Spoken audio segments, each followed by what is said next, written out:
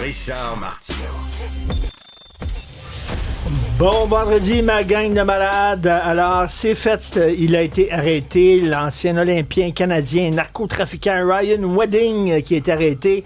Un bon coup de filet pour la GRC. On va en parler un peu plus tard avec le collègue Éric Thibault, du Journal de Montréal. Mais ça, c'est rien. Ça, c'est rien à côté du coup de filet formidable, extraordinaire qu'ont fait les autorités américaines.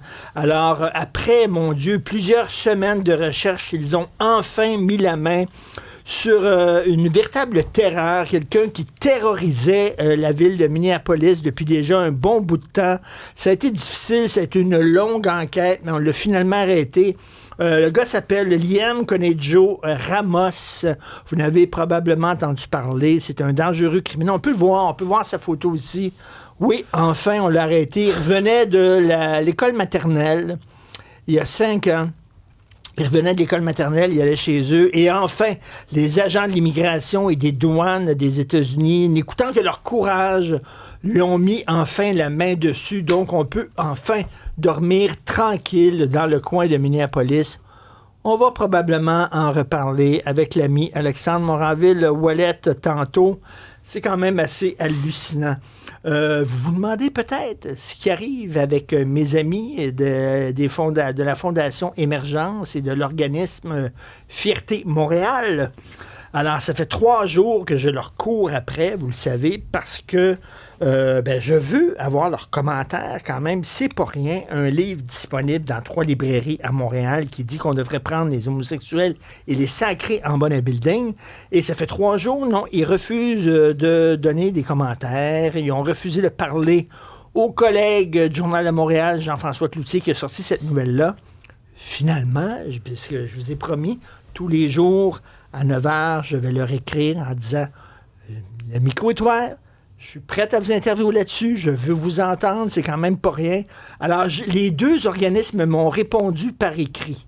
Ce matin, je vais vous lire premièrement la réponse de Fierté Montréal. Écoutez bien ça, puis essayez de vous souvenir de ce qu'ils ont dit, parce qu'après ça, j'ai la réponse de la Fondation Émergence, puis ça se ressemble en Christie. On dirait que ces 2-là se sont parlé, puis ils ont comme fait un quasiment papier, tu sais, copié, là. Alors, là, c'est Fierté Montréal. Bonjour, M. Martineau, j'espère que vous allez bien. Nous comprenons les préoccupations de la présence de ce livre en librairie. Nous voulons d'ailleurs préciser que nous ne sommes pas indifférents face à cette situation. C'est pourquoi nous transmettons l'information aux divers paliers de gouvernement qui ont les compétences pour agir dans ce contexte. Ben, l'information déjà, ça a fait le Journal de Montréal. Ils savaient, bref. En ce sens, nous resterons à l'écoute et suivrons la situation de près. Nous ne commenterons pas ce dossier et n'accorderons pas d'entrevue à ce sujet. Ah, c'est bizarre. Et Fondation Émergence, écoutez bien ça. Bonjour, M. Martineau, j'espère que vous allez bien. La même ouverture. Nous avons bien pris connaissance de vos demandes des derniers jours. Face à cette nouvelle inquiétante, la Fondation Émergence a analysé l'ouvrage et son contexte. La Fondation Émergence condamne toute forme de violence et de propos déshumanisants à l'égard des communautés LGBTQ. Présentement, la Fondation Émergence examine les différentes options possibles auprès des décideurs publics et d'instances compétentes. La Fondation Émergence ne fera néanmoins aucun commentaire supplémentaire sur la situation. Bonne journée et merci d'avoir pensé à nous pour votre émission et merci pour votre compréhension. Les 2 messages se ressemblent, c'est évident qu'ils se sont parlé. Ils ne veulent pas commenter en ondes. Je suis allé voir là, au cours des derniers mois la Fondation Émergence et Fierté Montréal. Ils ont commenté sur plein d'affaires. Alors, plein de trucs qui sont beaucoup moins importants et beaucoup moins urgents que l'histoire que je vous raconte. Mais ça, ils n'ont pas eu de problème, mais ils ne veulent pas commenter là-dessus. C'est quand même assez particulier et je suis convaincu, je le redis, si c'était un livre écrit par un catho disponible dans une librairie catholique, Christy, il aurait couru pour venir nous en parler. Malheureusement, c'est un livre islamique disponible dans des librairies musulmanes, donc ils ne veulent pas nous en parler, malheureusement. En terminant, les femmes de 40 ans, je suis tombé là-dessus, puis ça, c'est pas rien, ça, c'est Science et Avenir, Science et Vie. Le magazine scientifique français Science et Vie dit qu'il y a une hausse inquiétante des cas d'ACV chez les femmes de moins de 40 ans. Et qu'est-ce qui cause ça? La pornographie. Alors, ça a l'air que c'est de plus en plus populaire, les femmes qui se font étrangler pendant la baise, et c'est rendu l'étranglement dans un contexte sexuel et la deuxième cause d'ACV chez les femmes en bas de 40 ans. C'est quand même, c'est assez particulier. Je n'avais pas lu ça. C'est dans le magazine Science et Vie. Et dans un autre magazine, on dit qu'un Américain adulte sur 5 a des relations sexuelles, entre guillemets, avec l'intelligence artificielle. Alors, on envoie des messages, l'intelligence artificielle nous répond, c'est des sextos. Et beaucoup de gens qui ont été interviewés par ce magazine-là disent c'est plus le fun avoir des relations avec l'intelligence artificielle comme ça qu'avec une vraie personne. Vraiment, on est rendu là. Je trouve que c'est assez quand même ennuyant. Et Alexandre? Non, c'est une personne sur 5, t'as dit? Oui. Un adulte sur 5. T'écris, t'as bien les beaux mais seins. Ça, je sais Puis pas. là, l'intelligence artificielle écrit « Merci beaucoup. Ouais. Et toi aussi, tu as un beau torse. » Il y a deux affaires. Il y a deux affaires qui ne me reviennent pas là-dedans. Un, je sais pas si vous le savez, que tout ce que vous mettez sur l'intelligence artificielle, c'est comme enregistré puis noté. Vous n'êtes pas sur quelque chose de privé où ça va s'effacer par la suite. Là. Tout ce que vous dites à une IA comme ça peut être retracé directement à vous et à votre compte, de un.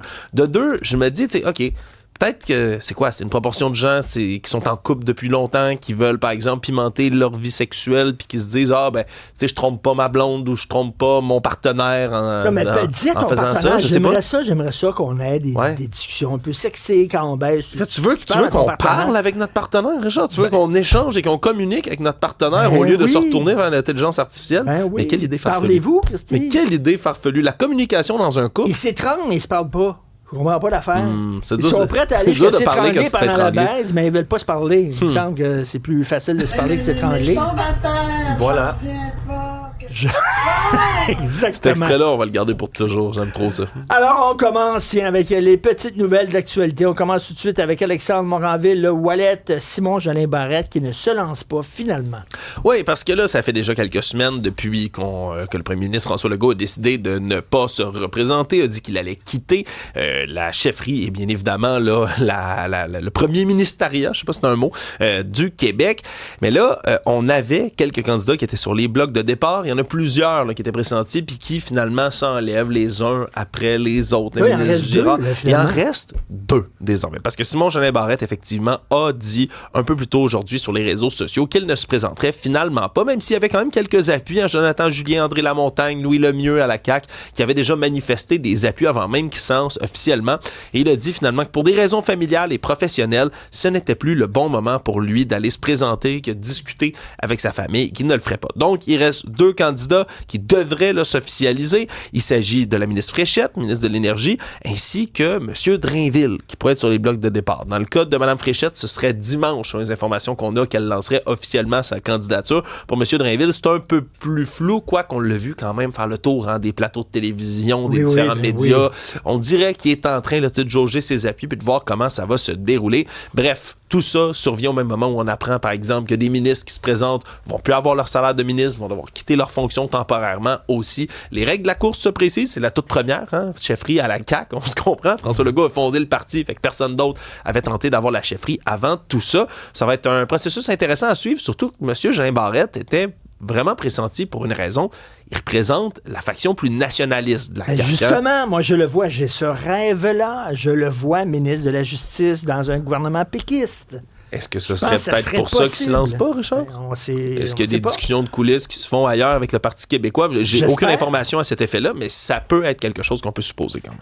Attention au froid polaire qui débarque sur la province. Il va faire comme moins 35. OK. T'es prêt? autour de... Ouais, il va faire, là, à partir de cette nuit, puis ça va devenir pire durant la fin de semaine. À Montréal, c'est moins 30 degrés Celsius qui va être ressenti avec le facteur éolien. Par contre, il y a certains endroits, là, ici, au Québec, qui vont, avec le refroidissement éolien, tomber à moins 50 degrés Celsius. Ce ne sont pas des records. Il a déjà fait pas mal plus froid ici au Québec, croyez-le ou non. Ouais, non, mais ça, c'est plus dans des endroits, tu sais, par exemple, Val-d'Or, ce matin, on était déjà à moins 35 degrés Celsius avec le refroidissement éolien. Val-d'Or, au mois de juillet, il fait moins 35. Ouais, oui, presque. Et là, Lanaudière, Laurentides, Saguenay, Gaspésie, moins 35, ça va tomber direct. Mais partout, évidemment, on a des avertissements de froid polaire. Ça va se calmer un peu plus vers la fin de semaine. Mais d'ici le mois de février, on risque d'être quand même en dessous des normales de saison, mais ça va pas être aussi pire que ça. Ça risque quand même là, d'être très froid. Et Patrick de Bellefeuille, un peu plus tôt au show d'Isabelle, disait que ça allait être la place la plus froide partout sur Terre, le Québec, en fin de semaine. Pas vrai? Ouais. Partout sur Terre, il va faire le plus froid ici. C'est assez impressionnant, bien sûr. On a toutes les problématiques qui viennent classiques avec le froid, là, surtout les personnes en situation d'itinérance. Montréal fait des pieds et des mains pour essayer d'accueillir tout le monde. Mais pour ce qui est des plaisanciers et des gens qui veulent faire des sports d'hiver, habillez-vous chaudement. Assurez-vous, là, vos extrémités sont bien couvertes pour ne pas faire d'engelure parce qu'à une température comme celle-là, ça arrive beaucoup plus vite qu'on le pense. Ça va venir aussi avec de la neige. Dès dimanche soir, on parle de 10 à 15 cm d'accumulation de neige pour le lundi matin. Planifier vos déplacements, surtout si vous comptez vous rendre sur l'île de Montréal. Aux États-Unis, il y a certaines places qui vont recevoir 60 cm de neige. Écoute, l'enfant de 5 ans qui a été arrêté par les agents de ICE a été emprisonné au Texas. Richard, c'est... Emprisonné au Texas, il y a 5 ans. Et un peu plus tôt, là, on a, j'ai dit pu, mais dû voir le vice-président américain, J.D. Vance, essayer tant bien que mal de défendre cette décision-là. Puis là, il y a un autre narratif que ICE essaie de pousser en disant non, les parents ont abandonné l'enfant, nous, on l'a sauvé, voyez-vous. C'est évidemment pas la version officielle, c'est évidemment pas ce qui est retenu un peu partout. À Minneapolis, les tensions sont plus vives que jamais. Les tentatives d'apaisement sont nulles, ou presque, et là, il y a un grand rassemblement qui est prévu très bientôt, encore une fois, pour protester à ICE de ce côté-là. Mais Richard, les images là, sur les réseaux sociaux... au Texas. Mais les images sur les réseaux sociaux, c'est pas le seul enfant qui est interpellé. Là, on a eu des images où il y a un nourrisson de 6 mois qui est dans une voiture dans laquelle les agents de ICE ont lancé une bombe fumigène là, qui a fait tousser et donner des problèmes respiratoires à l'enfant. Un bambin, là, presque un bébé qui est à l'intérieur du véhicule. On a des images d'une femme là, qui court avec son enfant dans les bras sur des trottoirs enneigés de Minneapolis, qui se fait courir après par des agents du ICE. Peu importe la manière dont ils essaient de spinner ça du côté du gouvernement américain, les images sont affreuses. Pour vrai, on a l'impression de voir des gens qui sont masqués, qui se présentent pas, qui n'ont pas vraiment les mandats nécessaires pour entrer chez les gens, mais qui défoncent les portes, sortent les gens des véhicules, brisent des fenêtres. On va en parler avec Luc La Liberté. Là. Ils n'ont même plus besoin de mandat maintenant pour pouvoir entrer dans un appartement. Puis, théoriquement, ils sont censés en avoir un, mais ils opèrent sans. Oui. C'est anticonstitutionnel aux États-Unis, mais ils le font quand même. Olivier, Bleu Jeans Bleu qui sort un nouvel album. Oui, absolument. Pierre-David Girard, alias Jean Levice, Mathieu Collette, Lilou, François Lessard, Wayne Wrangler et le chanteur qui est très populaire, Claude Cobra, de son prénom Mathieu Lafontaine, sortent un nouvel album qui disent l'art très sérieux de faire du bien. Et j'écoutais le nouvel album, le 5e, aujourd'hui dans mon véhicule en m'en venant, et je dois vous dire, c'était très agréable à l'écoute. Et oui, on rit, mais le son est impeccable. J'aimerais ça qu'on écoute un premier extrait de la chanson Scotch and Posh. Bouteille qui vient d'Écosse, je prépare un beau setup et tout est top notch pour un Scotch and Posh, baby, Scotch and Posh. Dans la main gauche, un breuvage, baby, dans la droite, un sac de grains, Scotch and Posh, baby, Scotch. Donc, voyez, mais moi, j'adore ça. T'aimes ça, Richard, c'est ça. Beaucoup, malgré le côté peut-être un peu ridicule parfois des textes, tu sais l'apprécier. Ben oui. Right? Ben, c'est ça. En même temps, son accent incroyable. On a des groupes ici qui ont fait leur célébrité là-dessus. On pense aux 3 accords. Je veux dire, c'est des chansons qui sont touchantes, qui te font rire, qui t'amènent dans tous les états. Mais si t'écoutes les paroles, t'es comme, oh mon Dieu, des fois, c'est n'importe quoi. T'sais. Puis on parle de cette chanson-là comme étant une illumination, oui, d'une discussion avec son voisin qui comptait ses week-ends en jouant aux poches et en buvant un bon scotch, une bonne brosse d'après-midi qui a inspiré un de ces hits-là. Et il y a une chanson en particulier que j'aimerais... Pour moi. J'aimerais ça t'en parler. C'est Air Fryer. J'aimerais présenter la chanson en premier lieu. Oui, Air Fryer. J'ai fryé mon Air Fryer. Depuis Noël, où j'ai reçu en cadeau un Air Fryer. La La vie était belle, j'étais devenu un véritable cordon bleu. On sent la tristesse dans tout ça. T'sais, il dit que ça vient, il a donné une entrevue au Devoir, puis il a dit que ça venait aussi d'une période un peu plus... c'est-à-dire, il voulait démontrer la tristesse, mais d'un outil d'électroménager. Donc, il voulait vraiment monter un contraste des genres en amenant une mélodie qui est complètement l'opposé de Scotch and Posh. Puis c'est ça qui est le fun de cet album-là. On a de tout. J'aurais dû l'écouter ce matin parce que j'ai mis un bagel dans l'air fryer. C'est vrai? Ah oui? Super. Mais ça va jouer en boucle, cette chanson-là, chez les Durocher-Martineau. Là. J'ai fryé mon air fryer. Et on l'a eu rapidement la semaine dernière avec Mario Dumont. Il a passé, puis il a dit de quoi qu'il en pensait de cette chanson-là. Bon, ce qui est intéressant de Blue Jeans Bleu, c'est ça, là, l'espèce de doublon. Là. Il y a toujours un lien avec la nourriture, ou souvent un lien avec la bouffe, mais air fryer, en dessous de ça, là, il y a quelque chose de triste. Là. Ah, c'est un cœur brisé. C'est un grand cœur brisé. Je suis content que tu aies choisi cet extrait-là parce que cette toune-là, le but, c'est que le propos ait l'air bien léger, mais que si quelqu'un, mettons, comprend pas le français, il pourrait écouter cette chanson-là puis avoir la larme à l'œil, selon moi, avec les arrangements, tout ça. Fait que c'est le fun de jouer avec ça.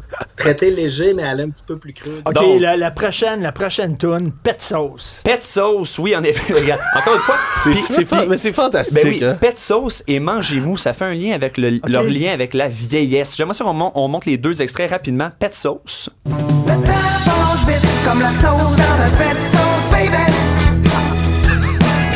Le temps passe vite comme la sauce dans un pet sauce. Un autre genre complètement. Et on peut aller ici avec Mangez Mou. Je me verrai manger mou avec toi. Donc, Ça fait 3 accords. Ça fait je me très verrais 3 accords. manger mou avec toi. C'est comme j'aime ta grand-mère. Manger mou avec Exactement. toi, c'est excellent. ce fameux écœurant. accent là, de monsieur, le chanteur Claude Cobra, c'est fabuleux. Puis je pense vraiment que ça mérite d'être connu. Ce week-end, écoutez Bleu Jeans Bleu, numéro 5. Merci Olivier Guillet, merci Alexandre Moranville. Le Wallet pour d'autres nouvelles du genre, allez sur le site et l'application cube.ca.